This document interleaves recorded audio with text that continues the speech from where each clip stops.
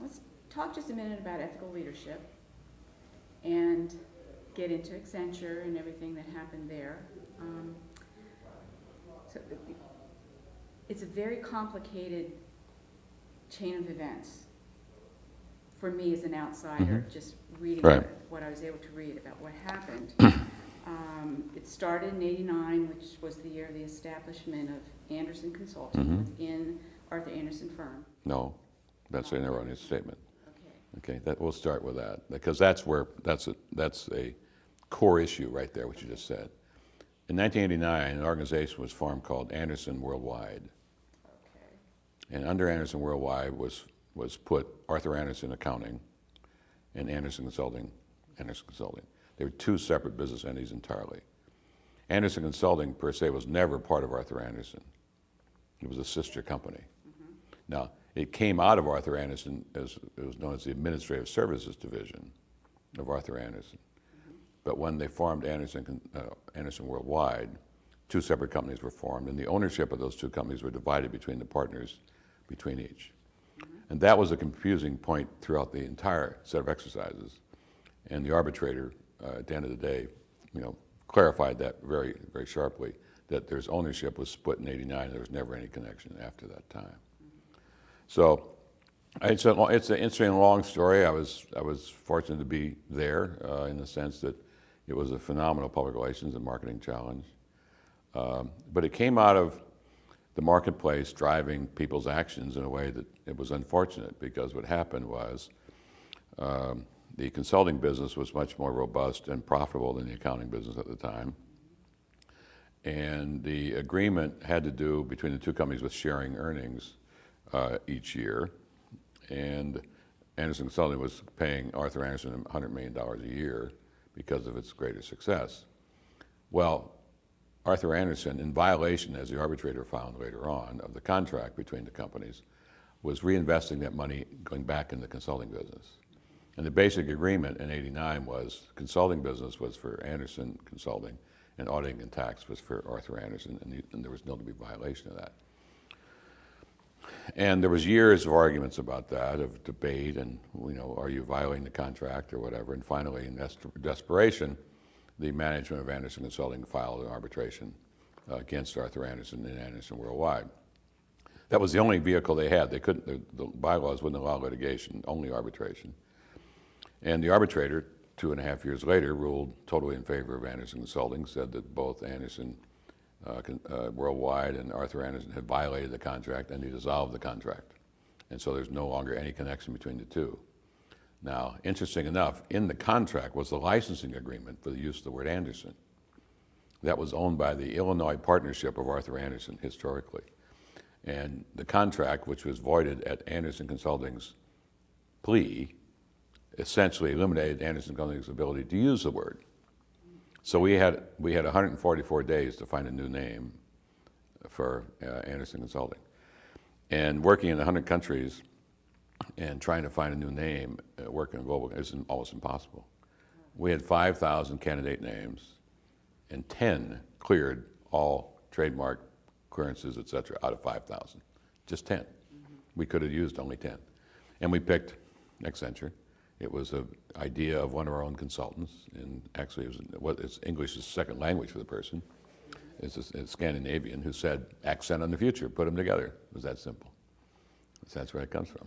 Could you maybe add to the problems you had with all the rebranding and the launching, Right. global launching of the... Well, it was an unbelievable task, and it's a case study among case studies. I mean, there's nothing really ever like it in business to business in particular, because you couldn't use the word after January 1, '01. You just couldn't use it. It isn't like you could drag it out or put up with some guy in Germany saying, well, I'm not going to change until March, or I don't like the new name and I'm not going to do it. None of that was permitted. And that, in one sense, was a plus because no one was able to drag their feet. So we marshaled ourselves in a way that was remarkable in retrospect. In one sense, the marketing and communications function, which I led, ran the company for a couple months because everything had to be turned to make this change.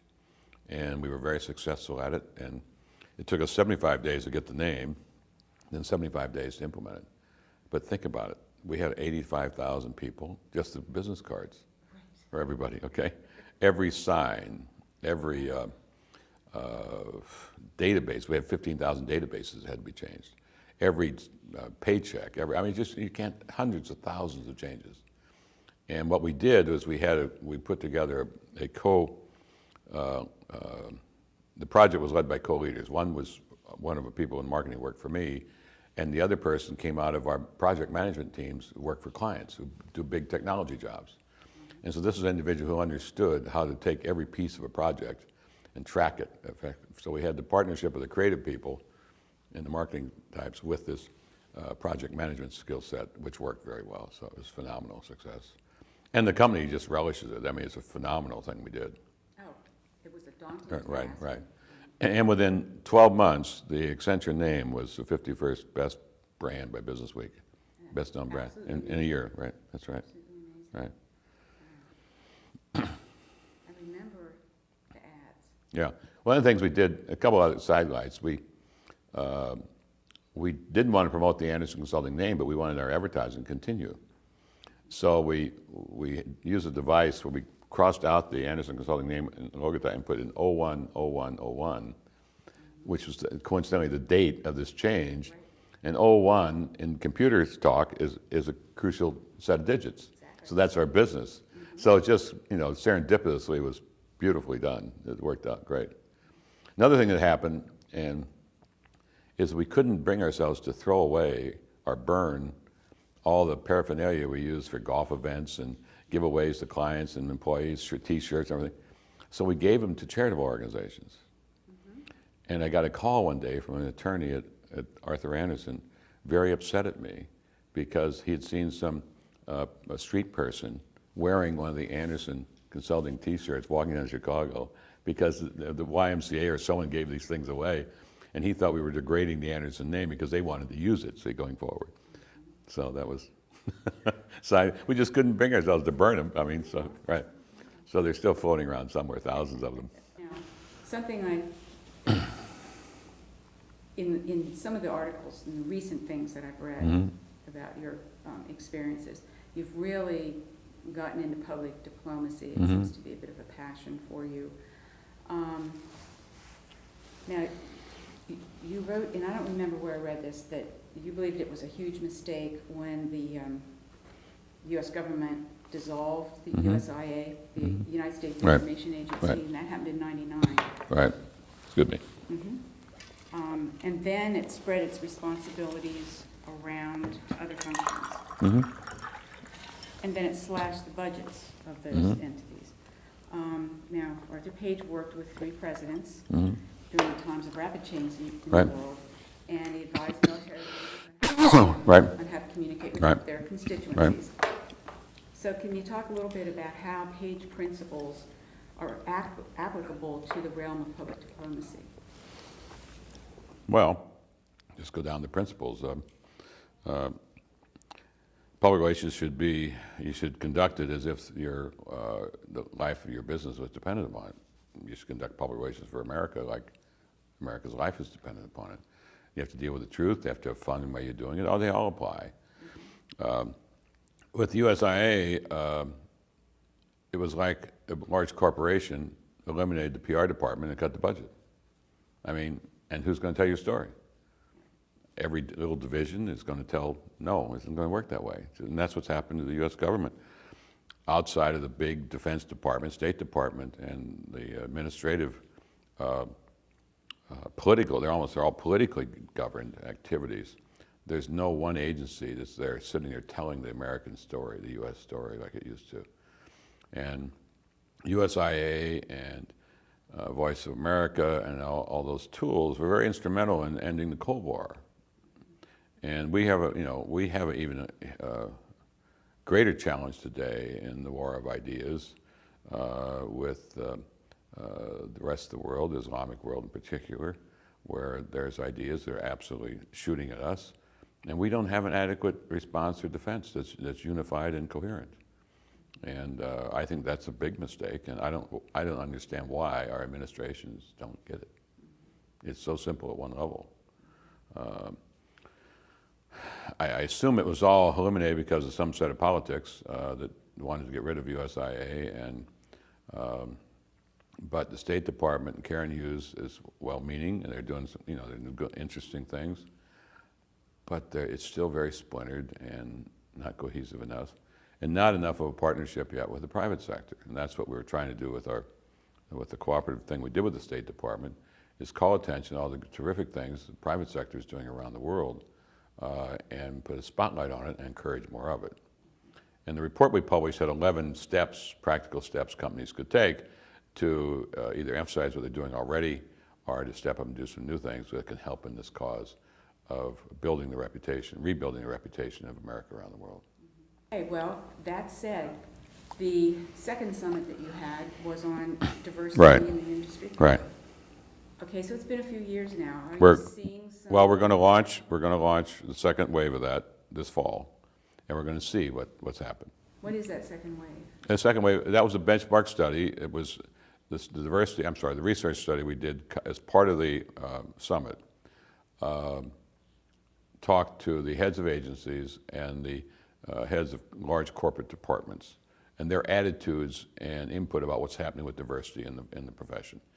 And it was a benchmark, and it had X issues in it and things coming out of it. Now we're going to do the second wave this fall to see what progress is going to be made. Okay.